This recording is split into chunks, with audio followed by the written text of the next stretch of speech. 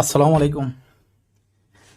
তাই এখন রাফসানদা ছোট ভাই দেখে সবাই ইউটিউবিং করতে হবে, ভিডিও বানাতে হবে। সেটা ভালো বিষয় যে আপনারা ইউটিউবিং করেন, ভিডিও বানান বা সোশ্যাল মিডিয়ায় কাজ করেন, কন্টেন্ট ক্রিয়েটর হন। এটা অবশ্যই ভালো বিষয়। তবে পড়ালেখা কাজ কাম বাদ দিয়ে যে এটা করতে হবে, এটা আসলেই দুঃখের বিষয়। কারণ রাফসানদা ছোট ভাই এত দূর এসেছে, সফল হয়েছে, সে কিন্তু পড়ালেখা না করে আসে নাই। তিনি যে অনার্গল ইংলিশ বলেন, তার প্রত্যেক ভিডিওই কিন্তু দেখবেন ইংলিশ বলতেছে। সে ইংলিশ কিন্তু এমনি এমনি ঘরে বসে লেখাপড়া না করে কিন্তু শেখে নাই। সে কিন্তু স্কুলে পড়ছে, কলেজে পড়ছে, ভার্সিটিতে পড়ার পরেই কিন্তু তিনি ইংলিশগুলো শিখছেন এবং ভালোভাবে তিনি নিজেকে ম্যাচুর করে তারপরেই কিন্তু কন্টেন্ট ক্রিয়েটার হয়েছেন। শুধু শুধু কিন্তু কন্টেন্ট ক্রিয়েটার হয়ে আপনি ভাইরাল হতে পারবেন না, কিছু করতে পারবেন না। এর রাফসানদা ছোট ভাই শুধু শুধু কিন্তু এরকম হয় নাই।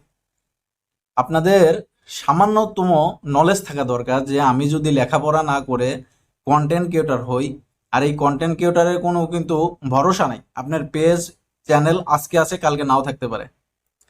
এই কারণে আপনার পড়ালেখা যদি থাকে, এই পড়ালেখা কেউ নেবে না।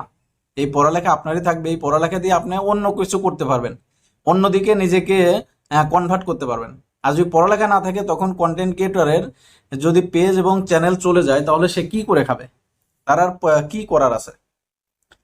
এই কারণেই ভিডিওটি বানানো। যেসব ভাইয়েরা বা যেসব বোনেরা এখনো ম্যাচুর হন নাই, বয়স মাত্র অল্প, কিন্তু এই রাফসানদা ছোট ভাই যে তার বাবা মাকে গাড়ি গিফট করেছে, এটা দেখে সবাই বলতে পড়ালেখা করে কি করব, আমরা কন্টেন্ট ক্রিয়েটর হয়ে যাই, আমরা ভিডিও বানাই। ভিডিও বানালেই তো এখন লক্ষ লক্ষ টাকা ইনকাম।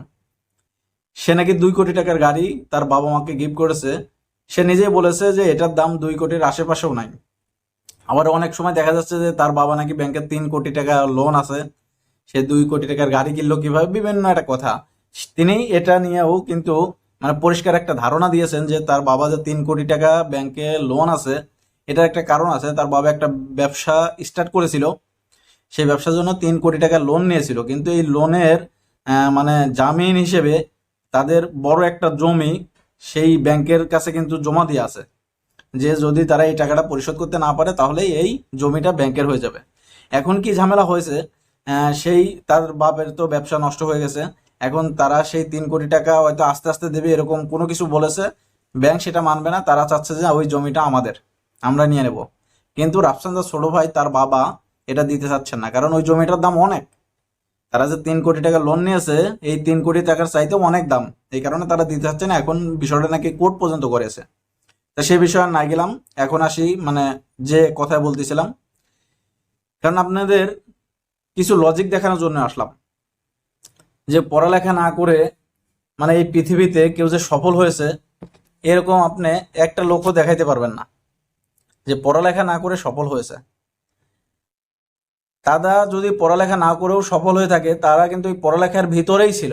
যেমন রবীন্দ্রনাথ ঠাকুর, তিনি কিন্তু স্কুল কলেজে পড়েন নাই, কিন্তু তিনি যেসব বই লিখে গেছেন, কবিতা লিখে গেছেন, এটা কিন্তু এখন বিশ্ববিদ্যালয়ে চলে। তো তারা কিন্তু ওই পড়ালেখার ভিতরেই ছিল। তা পড়ালেখার ভিতর না থেকে পৃথিবীতে আসলে কিছু করা যায় না, জ্ঞানী হওয়া যায় না। আপনারা পড়ালেখা করবেন শুধু জ্ঞান অর্জনের জন্য, পড়ালেখা চাকরির জন্য না। পড়ালেখা মানুষ করে জ্ঞান অর্জনের জন্য। যে যার চিন্তা ভাবনা যে আমি চাকরি করব, পড়ালেখা করে চাকরি করব, সেই পড়ালেখার কোনো দাম নেই। আর যার চিন্তা যে আমি পড়ালেখা করে জ্ঞান অর্জন করব, কারণ জ্ঞান অর্জন করলে আপনি চাকরি চাইতে 1000 গুণ টাকা বেশি ইনকাম করতে পারবেন, যেমন রাফসানদা ছোট ভাই ইনকাম করে। এটা কিন্তু এখন জ্বলন্ত প্রমাণ, এটা কিন্তু আর দেখানোর কিছু নাই যে তিনি পড়ালেখা করেছেন, তিনি কোন দিক থেকে টাকা ইনকাম করতে পারবেন সেই পথটা তিনি বেছে নিয়েছেন, সেই পথে তিনি গেছেন, এখন তিনি সফল। আর তার মুখ থেকে নিজেও একটা কথা বলেছেন যে যারা পড়ালেখা করতেছে, কোনো একটা জায়গায় চাকরি করতেছে, কোনো একটা ছোট ব্যবসা করতেছে, এইগুলো ছেড়ে যারা একবারে ইউটিউবে চলে আসতে চায়, ফেসবুকে চলে আসতে চায়, তারা অবশ্যই বোকামি করবে। প্রথমে আপনার 2টা কাজই করতে হবে, 2টা কাজই ব্যালেন্সের সঙ্গে, 2টা কাজই মনোযোগ সহকারে করতে হবে। কিছুদিন করার পরে বা দীর্ঘ সময় করার পরে যখন আপনি বুঝতে পারবেন যে কোন দিকটায় আপনার থাকা উচিত, কোন দিকটা আপনার জন্য ভালো হচ্ছে, কন্টেন্ট ক্রিয়েটার নাকি ব্যবসা বাণিজ্য, চাকরি বা আপনি যে কাজ করতেছেন সেই কাজ, যেদিকে আপনার ভালো মনে হবে তখন সেদিকে তখন ফোকাস করবেন। শুধু শুধু আগেই পড়ালেখা চাকরি বাকরি ছেড়ে এই কন্টেন্ট ক্রিয়েটারের দিকে এসে লাভ নাই। রাফসানদা ছোট ভাই তার নিজের মুখে কিন্তু এই কথা বলেছেন।